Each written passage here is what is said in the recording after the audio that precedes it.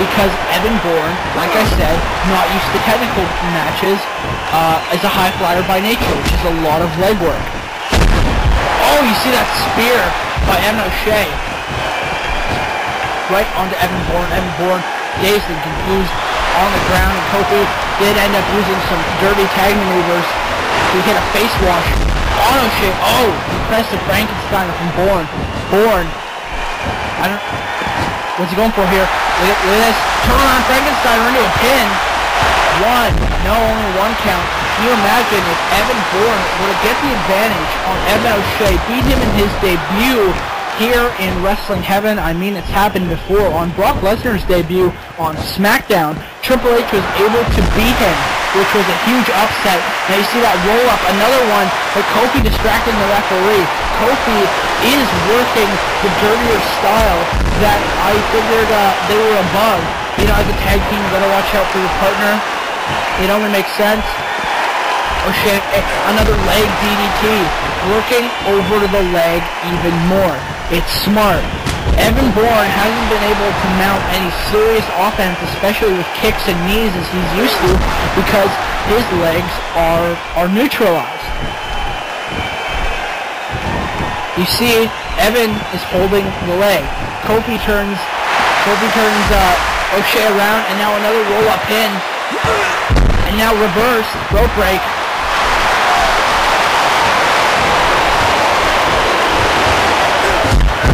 Working over the leg. O'Shea is masterful in any aspect of this game. He's trained with a lot of people. He's trained very hard. He's been at this for many years. Much has Evan Bourne. Evan Bourne's been all over the indies, but Evan Bourne really stuck with his high-flying nature. He didn't move much past that. Where with O'Shea, you know, I've talked to him in the back, he says he's always got more to learn. And I think that shows. You see that drop kick by Bourne, a very impressive maneuver. His legs have got to be hurting from that though, especially landing almost directly on those legs. Irish whip by Bourne. Now roll up. Oh, roll up by O'Shea. That Hurricane Rana into a pin. The legs of Evan Bourne have been crippled and weakened beyond belief, but Bourne is a persistent fighter. We see he kicked out of another leg attack maneuver, and he tried to go for a knee. He hits it. He hits a knee on O'Shea. O'Shea, not dazed, hits that spinning arm trap neck breaker. O'Shea's going up top with moonsault. No, it does not connect. Evan Bourne is able to get out of the moonsault attempt. Now Bourne with a drop kick. Bourne maybe in desperation, still using those legs. I mean, they've got to hurt. You got to think when your offense is all leg based, you only have so much to work with. And he's fighting through that pain because he wants to show that he can beat Evan O'Shea, especially in his debut. Huge spear by Evan O'Shea, and now look at this, setting up. Oh, that double knee gut buster. Could be followed up with the Chase Slayer, but no, he's going for it. The stripes too, the legs have been worked on. Evan has got to tap out. I don't know how long he can stand the strain for. And you see, Evan O'Shea victorious in his first match here on Wrestling Heaven Raw. And we're going to see a lot from him in the coming weeks, months, and hopefully years. Evan O'Shea put on an incredible performance, showing off the best of his high flying, showing off the best of his technical ability, showing off the best of his striking. I mean, obviously I can't speak enough praise about him. I follow his career, and much as our audience here in Wrestling Heaven, excellent performance by both these athletes. I mean, you can't fault either of them. Evan O'Shea, being the loser, he still put up a valiant effort, and but you know, at the end of the day, standing strong, the debuting Evan O'Shea. You know, we were going to suggest that Evan debut after Havoc In A Cell, but Evan was so excited to work with us that he decided to debut a few weeks beforehand. so that he could really get a feel of the roster and, you know, let people know that he's a force to be reckoned with. I'm sure soon to be a future, just name a championship, and I'm sure Evan has a good chance of winning it. It's all about the night. It's all about the champion. And here we see a team of, as I like to call them, themselves as David Otunga and Chris Masters.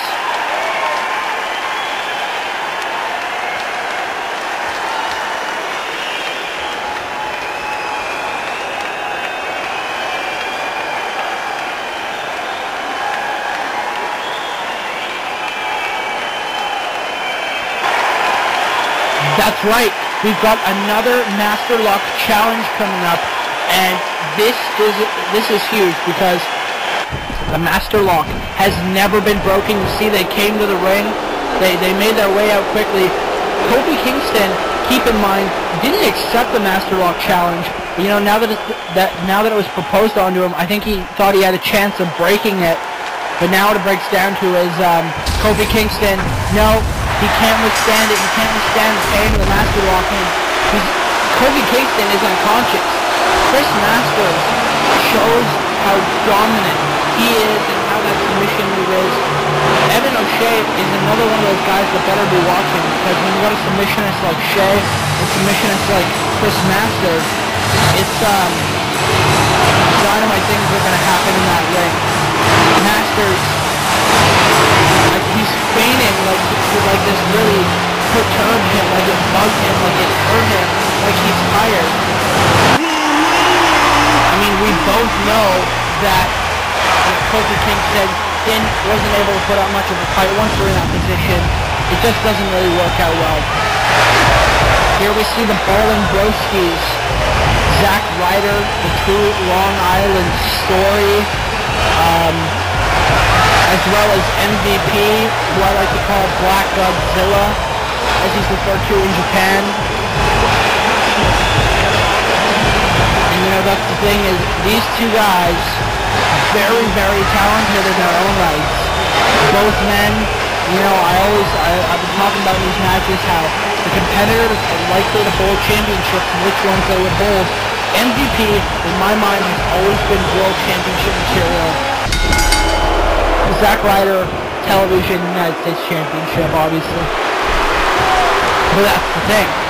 These two work well as a unit, and they felt that they didn't have a lot going on, so what better to do than work together, form the Ballin Broskis. They feel that they have a legitimate shot at the tag championships, which, let's be honest, Zack Ryder facing off against Kane or Undertaker in the ring is a bit, some would deem laughable, some would deem that Ryder has a good shot, but I think if any of the current tag teams we have between the world's greatest tag team, Masters and Otunga, the Ballin Broskis, any of them, or Air Boom, the people who have the best chance in my mind is Masterlock, Masters and Otunga. I mean, think about it. They're both big guys, strapping, they can hit power moves. Chris Masters' submission, the Masterlock, is unbroken. You see, he can just manhandle Zack Ryder as he Irish whips him into those steel steps. You see, this is all on Masters and Otunga. It's on their side of the ring. They're in control of the match. Masters isn't worrying about the count. Ryder is the only one who really has to worry about it, because Chris Masters is in total control of Zack Ryder right now in this tag match. Kane and Undertaker, you know, they could blow this match off and say that they don't have to worry about it. They could be watching this match very intensely in the back. I think that if they're smart, they'll be paying close attention to moves like this. Oh! Shades of demolition. See that backbreaker elbow. And you know, these two work just as well as a team. Masters and Otunga work well together because they're both these ripped guys, these incredible physiques. They both got huge egos, and they feel as though they could beat The Undertaker, they could beat Kane in the ring. And that's the seriousness of it. Otunga has full faith that Masters will keep the Masterlock unbroken. You see hot tag, MVP coming into this match. Black Godzilla tearing his way through this ring. The MVP starting to work out for Otunga. He knows he's not going to get him that early. Big back suplex. And momentum has shifted 180 degrees. It is all MVP now. But as I say that, Otunga starts following up with some strikes. MVP started out really well. Started out with a really good advantage. But now you see, oh, the flapjack by Otunga. Following it up with some elbow drops. Otunga is a big guy. He's as big a personality in the ring as he is out. I mean, he is the husband of professional singer, vocalist Jennifer Hudson. But now, again, both these men on the outside, and you know, Zack Ryder was being manhandled by Masters, let's be honest. But now, you see even more so, they're not really worrying about the count. They don't really have to be. It's their side of the ring. It's their match. No matter what happens at the end of this match, it seems pretty likely that Otunga and Masters are still going to be pretty full of themselves, and they're not going to take this loss too hardly, as long as they're not getting pinned in the middle of the ring by Zack Ryder. Otunga uncharacteristically on the top rope. You know, you see he comes down because he knows MVP was too close. Oh, big belly to belly. A signature move of David Otunga's. He's got all that power and he just slams right down on you. Going for a pin. We see a pinfall. No such luck. See MVP holding his head. He can feel it. Zack Ryder. Wait, oh, the Pater. I don't wanna. My God, the Pater actually connected. MVP out of desperation hit the Pater. This match was a #1 contendership match for the World Tag Team Champions, and the Ballin Broskis have come out on top. This is huge. MVP and Zack Ryder are facing The Undertaker and Kane at Havoc In A Cell this week. This next CPV, and you know, they're going to have their game faces on.